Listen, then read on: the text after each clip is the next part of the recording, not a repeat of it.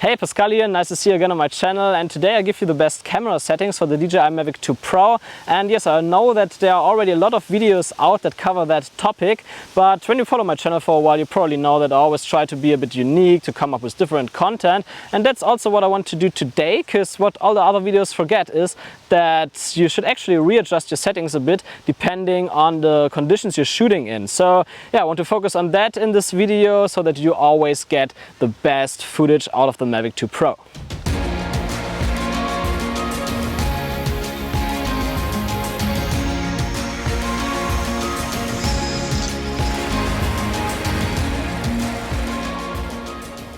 So the DJI Mavic 2 Pro has been out for a while, so I was able to test it a lot, to play around with the settings and match it with some other cameras.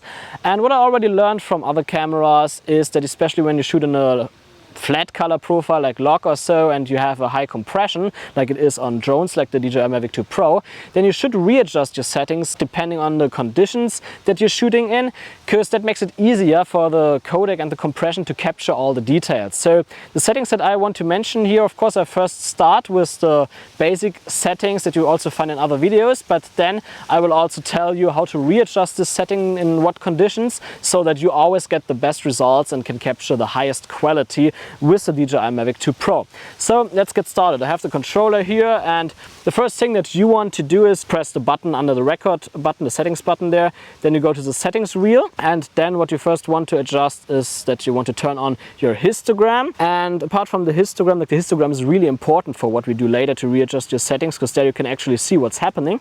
I will also tell you how it works. And you also want to turn your grid lines on. I mean, that doesn't add directly to the video quality, but it helps framing your shot, and framing your shot properly is very important.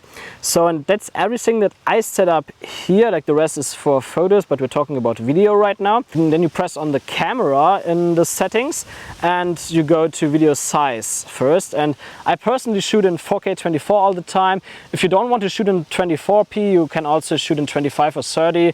It's up to you at the end. I made another video about that I will link here, why I shoot in 24p. It's just, it looks nice for me, but you can use the setting that you want, but really shoot in 4K. And it doesn't really matter if you shoot in 4K HQ or FOV. Like I use both actually, depending if I want to have a bit more zoomed in shot or a bit more zoomed out, so you can readjust it all the time. Some people might not agree with me, because when you shoot in FOV and you zoom a lot in, then you can probably see that you lose a bit of sharpness and so on. But in the not zoomed in version that all people watch, no one sees the difference, so it doesn't really make a difference. And apart from that, video format, I go to MOV because I'm cutting on a Mac, and if you cut on a Windows computer, you probably want to use MPEG 4. Then you go to white balance. I always set my white balance custom using the slider there on the custom, but you can also use the presets like sunny or cloudy. Usually works quite good, but it's not always perfect, so I try to adjust it by myself. And apart from that, you want to go to style, and style is very important for what we do later. I use custom style, and my standard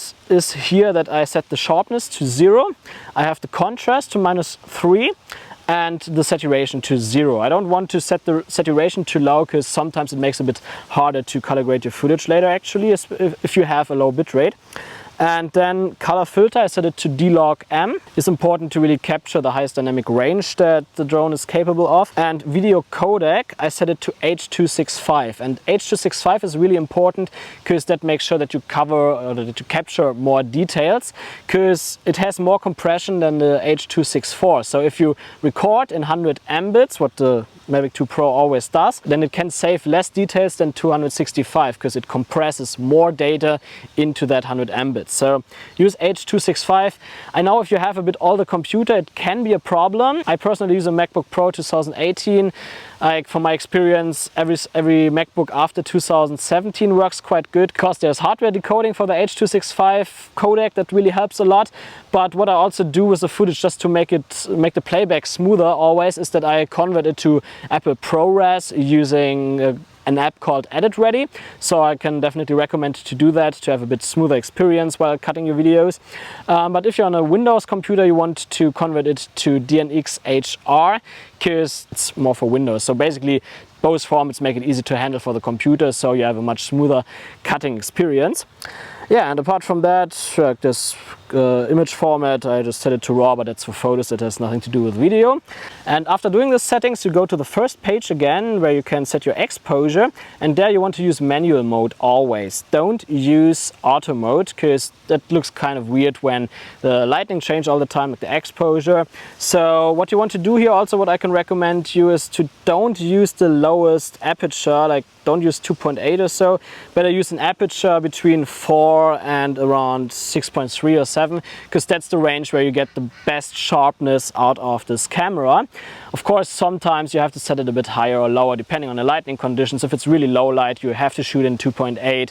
Otherwise, you, like, let's say it's a very bright day and your ND filter is not strong enough or so, then you have to use a higher aperture. But usually, if possible, try to stay somewhere between 4 and 7.1. Like usually I found out like 5.6 works quite good. And apart from that, shutter, if you have an ND filter, then it should be possible for you to always keep the shutter speed to 1/50th of a second, so that gives you a bit more natural motion blur. But apart from that, you can also use your shutter speed then to adjust the exposure of your shot. It's actually duck behind me all the time. Pretty loud, the ducks here, yeah. I love ducks, it tastes very good. So, and then you set your exposure correct, and this is also where I want to tell you about the histogram. So when you go out of the menu again, I can see the histogram, and what it shows you is like a curve, and what it means is that the left part of that histogram is shadows, so the very dark parts of your image, and the right part of the histogram is the brightest parts of your image.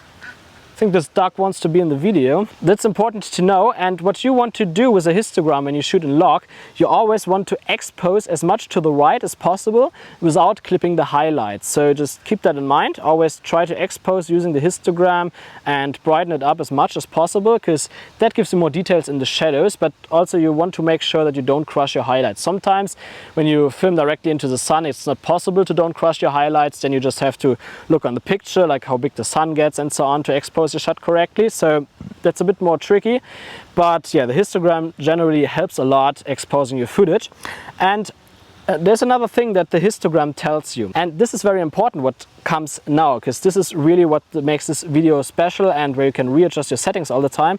And that is that when you read the histogram, you always want to make sure that it covers that the curve covers as much of the histogram as possible. So you want to have it pretty close to 0 on the left side, but also pretty close to 100 on the right side. Because what happens when you shoot under flat lighting conditions and you have a high compression is that you have basically something like a 2x compression. This is not technically completely correct what I say here right now, but it helps a bit to get an understanding of how it works. That is simply that at first you see in your histogram the log color profile compresses all the data of the image, and then there's also the codec that compresses it even more. And that makes it very hard for the codec to save all the details or to decode the details later. So by simply stretching your histogram a bit more, by adding a bit more contrast, you make it a lot easier for the codec to capture all the details properly.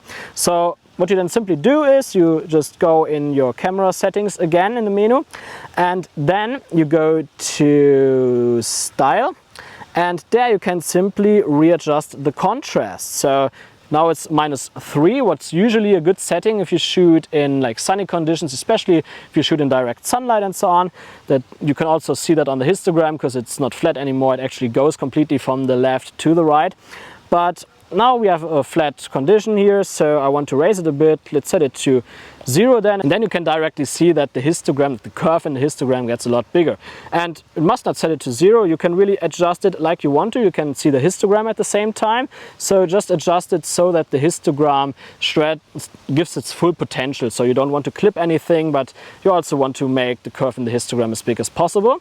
Yeah, and when you have adjusted that, then you can be sure that you cover a lot more details and that it's easier for the codec to capture that. So especially use it on cloudy days, and also when you film away from the sun and you see that your histogram gets flat, that really makes your footage so much better. So the best thing I would say that you can do right now is to simply go out and try it by yourself. So simply get some different shots where you shoot directly into the sun, but also some shots where you shoot away from the sun and in cloudy conditions, and then always watch your histogram, see what happens there, how the histogram changes and try to compensate for that change using the contrast setting. Actually very easy, and then when you color grade your footage later, you will see that you get a very good quality, and that especially if you use hard color grading, that you don't get so much color artifacts or so on anymore. So it really helps a lot. So I hope you liked that video, and if yes, then of course hit the thumbs up button. And also if you want to learn a bit more about travel videography and drones, then at first join our Facebook groups. It's called Travel Video Creators. You can ask questions there and also post your footage to get some recommendations on how to improve. Of course, you can also leave a comment if you just have a quick question under that video here. I'm always happy to help you. And yeah, of course, also make sure to hit the subscribe and notifications button right now, because I publish one video every Sunday, so you can learn a lot more in the future. And yeah, see you in the next video.